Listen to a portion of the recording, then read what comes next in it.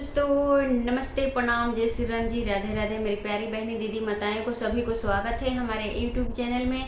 तो आज मैं बहुत ही प्यारा सावन झूला गीत आप लोगों से सुनाने वाली हूँ। तो ज़रूर सुनिएगा, बने रहिएगा हमारे इस सावन झूला गीत को सुनने के लिए। कैसा लगेगा कमेंट बॉक्स में लिखिएगा। तो चलिए मैं सुनाने जा रही हूँ, शुरू से लेकर अंत तक सुनिएगा। मेरी प्यारी बहनी दीदी माताएं से रिक्वेस्ट है।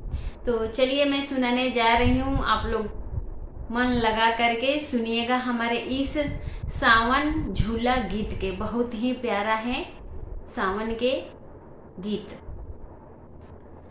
सोने के गिलसिया में चीनी शरबतवा पिए के बेरिया। सोने के गिलसिया में चीनी शरबतवा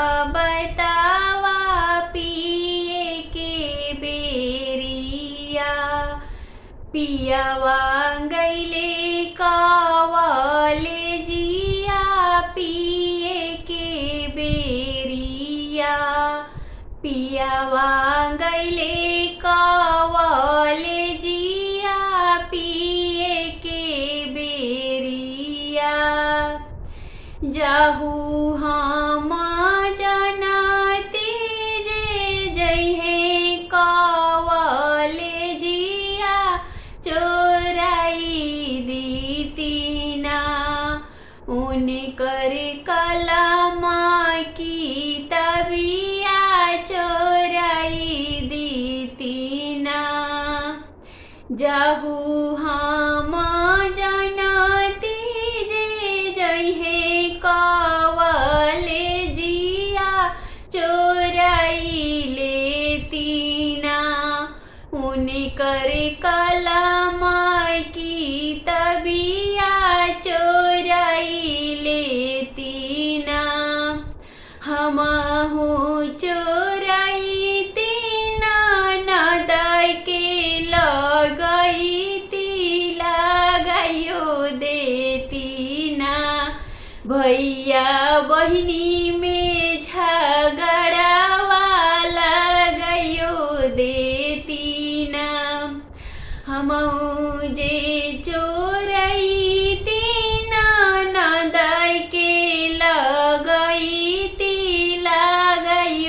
देतीना।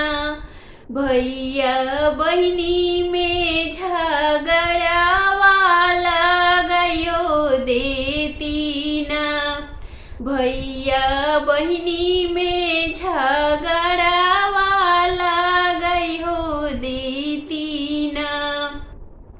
हमहू चोरैती सासू के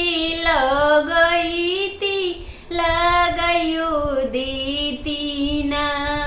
माई बेटा में झगड़ावा लगाइयो देतीना। हमहू जे चोरैती सासू के लगाई देतीना। माई बेटा में झगड़ावा लगाई देतीना। माई बेटा में झगड़ावा लगाई देतीना।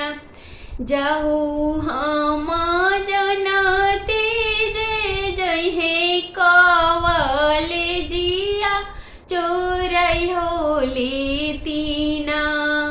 उनकर कलमा की तबिया चोराई हो लेतीना।